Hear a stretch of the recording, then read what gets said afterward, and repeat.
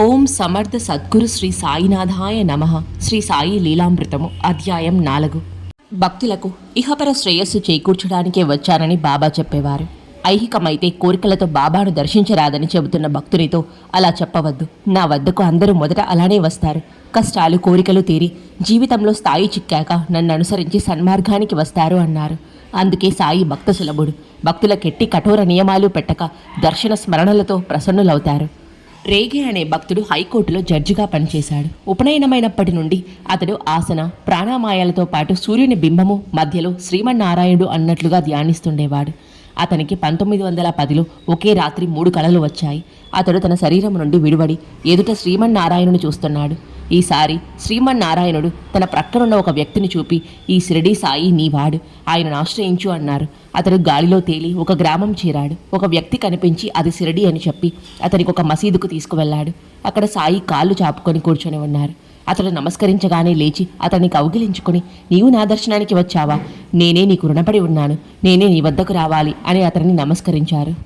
తర్వాత కొంతకాలానికి అతడు షిరిడీ వెళ్ళి బాబాకు నమస్కరించగానే ఆయన, అరే మనిషిని పూజించడమేమిటి అని అతని సంశయంపై దెబ్బతీశారు. స్వప్నంలో లాగా తనను దగ్గరకు తీయలేదని నిరాశ చెంది మధ్యాహ్నం బాబా ఒక్కరే ఉన్నప్పుడు ఆయనను దర్శించాడు రేగే. ఆయన అతన్ని కౌగిలించుకొని, నీవు నా వాడివి, కొత్తవారి ఎదుట బిడ్డలను దగ్గరకు తీయము అన్నారు. అతని కల నిజమైంది. ఇష్టదైవం అతనికి సద్గురువును చూపాడు. అతని ఆనందానికి అవధులు లేవు. అతడు 1915లో రామనవమికి ఒక మస్లిన్ గుడ్డ తీసుకొని షిరిడీ చేరాడు.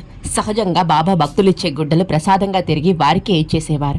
కానీ తానిచ్చే గుడ్డను వారే ఉంచుకోవాలనుకుని రేగే దానిని రహస్యంగా వారి ఆసనం క్రింద పెట్టాడు. బాబా అందరూ ఇచ్చిన గుడ్డలు తిరిగి ఇచ్చివేసి లేచి నిలబడి ఆసనం దులిపివేయమన్నారు. అప్పుడు కనిపించిన ఆ మస్లిన్ను తీసుకొని కప్పుకొని, ఇది నాది, నేను కప్పుకుంటే బాగుండలేదు అని అతని కేసి చూసి నవ్వారు. అలాగే ఒక గురు పూర్ణిమ నాడు భక్తులందరూ బాబాకు మాలలు వేస్తున్నారు. తానేమీ తీసుకురాలేదని రేగే నొచ్చుకుంటుంటే బాబా తన మెడలోని మాలలన్నీ అతనికి చూపి, ఇవన్నీ నీవే అన్నారు. ఒకనాటి మధ్యాహ్నం రేగేను మసీదుకు పిలిపించి, బాబా ప్రేమగా, నా ఖజానా తాళం చెవి నీ చేతిలో పెట్టాను, నీకేమి కావాలో కోరుకో ఇస్తాను అన్నారు. రేగే వివేకంతో, అన్ని జన్మలలోనూ మీరు నాకు తోడుండాలి అన్నాడు. ఆయన తప్పక ఉంటాను అని సంతోషంతో అతని వీపు తట్టారు. నాటి నుండి అతనికి ఎప్పుడు బాబా తన దగ్గరే ఉన్నట్లే ఉండేది. అతని బిడ్డ చనిపోయినప్పుడు రేగే ఎదుట సాయి ప్రత్యక్షమై, నీకు నేను కావాలా బిడ్డ కావాలా? బిడ్డ కావాలంటే బ్రతికిస్తాను, కానీ మనకెట్టి సంబంధము ఉండదు, నీకింకా బిడ్డలు కలుగుతారు అన్నారు. మాకు మీరే కావాలి అన్నాడు రేగే. అయితే దుఃఖించకు అని బాబా అదృశ్యమయ్యారు. బల్వంత్ నాచ్ని మొదటిసారి షిరిడీ వెళ్తుంటే దారిలో ఒక స్టేషన్ మాస్టర్ కలిసి సాయి బట్టి మోసగాడని చెప్పడంతో నాచ్నే మనసు కలతపడింది. అతడు షిరిడీ చేరేసరికి సాయి లెండి నుండి వస్తూ అతన్ని చూచి, మమల్తాదారుకు చెప్పకుండా వచ్చావేమి, ఇలా ఎప్పుడు చేయకు అన్నారు. ఆ మాట నిజమే.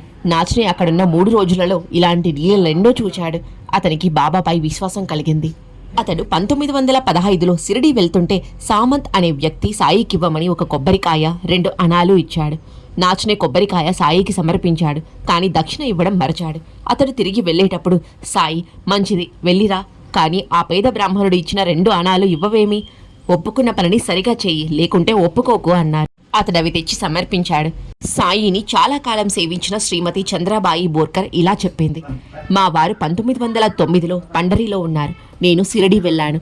ఒకరోజు బాబా, అమ్మ నీవు వెంటనే పండరీ వెళ్ళు, నేను తోడుగా ఉంటాను, నాకు రైలు అక్కర్లేదు అన్నారు. నేను మరిద్దరితో కలిసి వెళ్లేసరికి మా వారు అక్కడ పని వదిలి ఎక్కడికో వెళ్ళిపోయారు. నా వద్దనున్న పైకంతో తిరిగి గురుద్వారీ చేరి దిక్కుతోచక స్టేషన్లో కూర్చున్నాను. ఒక పకీరు వచ్చి, ఆలోచిస్తావేమి, వెంటనే వెళ్ళు, మీ వారు దోన్ స్టేషన్లో ఉన్నారు అన్నాడు. నా దగ్గర ఛార్జీలు లేవంటే అతడు 3 టికెట్లు ఇచ్చాడు.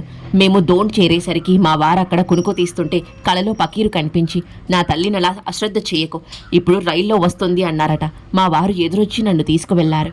నా దగ్గరున్న సాయి పటం చూచి తనకు కనిపించినది వారేనన్నారు. నేను 45 సంవత్సరాల వరకు గర్భిణిని కానేలేదు. బాబా 1918లో ఒకసారి, తల్లి నీకేం కావాలి అన్నారు. మీకు తెలుసు అన్నాను. ఆయన సరేనన్నారు. తర్వాత 3 సంవత్సరాలకు నాకు ఋతుక్రమం ఆగిపోయింది. ఆ వయసులో గర్భం అవదని, అది వ్రణమని వైద్యులు అన్నారు. కానీ నేను 10 మాసాల వరకు శస్త్రచికిత్స చేయించుకోనన్నాను. చిత్రం, నాకు సకాలంలో సుఖప్రసవమైంది. అలానే మరొకసారి కలలో బాబా, నీ రాముణ్ణి తీసుకుపోతాను, నీవు ధైర్యంగా నీ విధి నిర్వర్తించు అన్నారు. బాబా చెప్పినట్లే చాతుర్మాసంలో మా వారికి ప్రమాదంగా జబ్బు చేసింది. ఆయన కోరిక ప్రకారం చాతుర్మాసం వెళ్లేదాకా మా వారిని నిలుపమని బాబాను కోరాను. చాతుర్మాసమైన 7వ రోజున మా వారు టీ త్రాగి విష్ణు సహస్రనామము హారతి చదివించుకొని విన్నారు. డాక్టర్లు ప్రమాదం తప్పిందన్నారు. కానీ నాకు బాబా చెప్పింది గుర్తు వచ్చి గంగ వేశాను. ఆయన శ్రీరామ్ అంటూ కన్ను మూశారు. అంటే ఆమెపై ప్రేమతో ఆమె భర్తను కూడా సాయి అనుగ్రహించారన్నమాట. అన్వర్ ఖాన్ కాజీ అహ్మద్ నగర్ సాయిని దర్శించి తేలికాకుట్ అనే చోట ఒక మసీదును పునరుద్ధరించడానికి ధనం కోరాడు. బాబా అతనితో, ఆ మసీదు ఎవరి నుండి ధనం స్వీకరించదు, తానే ఇస్తుంది. అక్కడ నింబారు క్రింద 3 అడుగులు త్రవ్వితే నిధి లభిస్తుంది అన్నారు. తర్వాత బాబా చెప్పినది అక్షరాలా నిజమైంది. మరొకసారి మీరాన్ అంటే కండోష్ జిల్లా నుండి మద్దూషా పకీర్ వచ్చి అత్యవసరంగా 700 రూపాయలు కావాలని చెప్పి దుఃఖించాడు. ఆ పైకం బాపు సాహెబ్ జోగ్ని ఇవ్వమన్నారు సాయి. అతడు ఆ పైకం సాయికి ఇచ్చాడు. దానిని ఆ పకీర్కి ఇవ్వమని గులాబ్ లక్ష్మణ్ అనే యువకులకు ఇచ్చారు సాయి. వారు దానిలో 200 రూపాయలు తీసుకు మిగిలినది మాత్రమే పకీర్కిచ్చారు. అతడెంత గోల పెట్టినా సాయి పలకలేదు. అతడు కాలినడకన వెళ్తుంటే నీమ్గావ్ వద్ద అతనికి ఇర్రస్ షా అనే పార్షీ భక్తుడెదురై భిక్షగా 200 రూపాయలు సమర్పించాడు.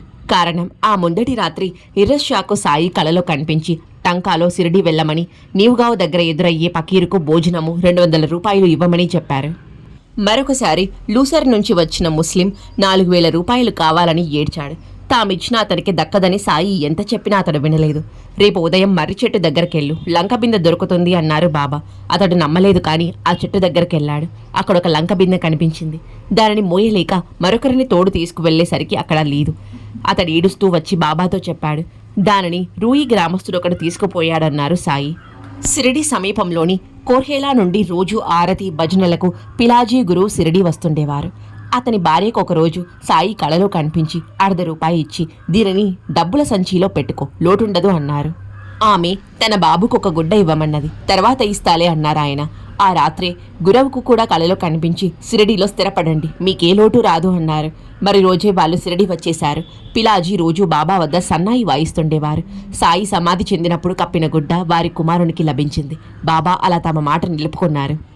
ఆత్మారాముని భార్య తగవు పెట్టుకుని చాలా సంవత్సరాలు పుట్టింట్లోనే ఉన్నది. అతడు 1913లో తన తమ్ముడు బీవీ వైద్య చెప్పితే బాబాను దర్శించి ఊది ప్రసాదము తన భార్యకు పంపాడు.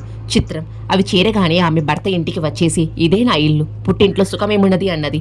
నాటి నుండి వారు సుఖంగా ఉన్నారు. హరిబాబు పన్సే ఒక కలరా రోగికి బాబా ఊది ఇస్తే ఆ వ్యాధి తగ్గడంతో రోగులెందరో వచ్చి అతని వద్దనున్న ఊది అంతా తీసుకుపోయారు. ఇంకేమి చేయాలా అని అతడు కంగారు పడుతుంటే నాటితో ఊర్లోనే ఆ వ్యాధి లేకుండా పోయింది. తర్వాత ఫన్సే పక్క గ్రామంలో ఒక మిత్రుని వద్దకు వెళ్ళాడు. ఆ మిత్రుని తమ్ముడికి ఎంతో ప్రమాదంగా జబ్బు చేసి ఏమి చేసినా తగ్గడం లేదు. అతని స్నేహితుడు సాయి మహాత్ముడైతే నీ ద్వారా నా తమ్ముణ్ణి కాపాడాలి అన్నాడు. రోగి పరిస్థితి ప్రమాదంగా ఉండడం వలన పన్సే తప్పించుకోజూచాడు. కానీ వీలు పడలేదు. నాటి రాత్రి ఆ రోగియే శ్రీ సాయి పూజకు అన్ని ఏర్పాట్లు చేసి పూజంతా శ్రద్ధగా చేస్తూ కూర్చున్నాడు. ఎలాగైనా తప్పించుకోవాలని పన్సే ఎంతో ఎక్కువ ఫీజు అడిగినా వాళ్ళు అంగీకరించారు. నాటి రాత్రి కలలో సాయి కనిపించి పన్సీకి మందు తెలిపారు. దానితో ఆ వ్యాధి తగ్గిపోయింది. బాబాను నమ్మిన వారికి తప్పక న్యాయం చేకూరుతుంది. గుహాడా అనే ఊర్లో ఒక బ్రాహ్మణునికి ఒక చిన్న నేరానికి మరణశిక్ష విధించారు. అతని మిత్రుడైన ముస్లిం సిరిడి వెళ్లి సాయికి చెప్పుకుంటే ఆయన భగవంతుడు 4 రోజుల్లో కరుణిస్తారు అన్నారు. అతడు అప్పీలు చేసుకుంటే సరిగా 4వ రోజు కల్లా శిక్ష రద్దయింది. అలానే ఒకప్పుడు బాంద్రాంలోని కుదువ వ్యాపారులకు కొందరు వ్యాపారంలో అక్రమాలు చేశారు. కానీ వారితో పాటు అదందలాలికి కూడా నిష్కారణంగా శిక్ష పడేలా ఉన్నది. అతడు ఒక భక్తుని ఇంట బాబా పటానికి మోకరెళ్ళి, నేను నిర్దోషిని, నన్ను రక్షించు అని ప్రార్థించాడు. అందరిలో అతనికి అక్కడికక్కడే శిక్ష తప్పి పరువు నిలిచింది. అతడు సంతోషంగా టీ త్రాగడానికి వెళ్తుంటే కూడా ఒక పకీరు వచ్చారు. కానీ హోటల్ వద్ద అదం వెనుకకు తిరిగి చూసేసరికి ఆ పకీరు కనిపించలేదు. కాకాసాహెబ్ దీక్షిత్ 1910లో సిరిడిలోని కొంత భూమిని బేరం చేశాడు.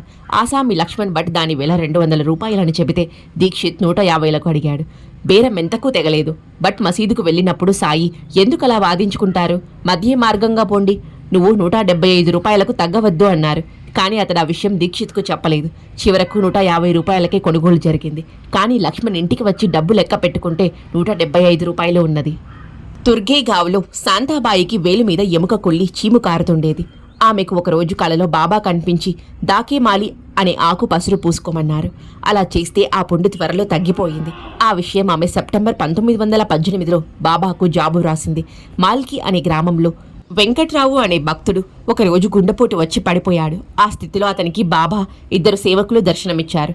అతడు వారిస్తున్నా వినకుండా ఆ సేవకులు అతని కాళ్ళు వత్తారు. తరువాత వెంకట్రావు 1918లో షిరిడి వెళ్ళినప్పుడు సాయి వద్ద ఆ సేవకులిద్దరినీ చూశాడు. అంతవరకు తన తండ్రి యొక్క భక్తి విశ్వాసాలను విమర్శిస్తూ ఉన్న వెంకట్రావు ఆస్తికుడు, సాయి భక్తుడయ్యాడు. అతనికి ఏ కష్టం వచ్చినా సాయికి వ్రాస్తే ఆ జాబు చేరగానే కష్టం తొలగిపోయేది.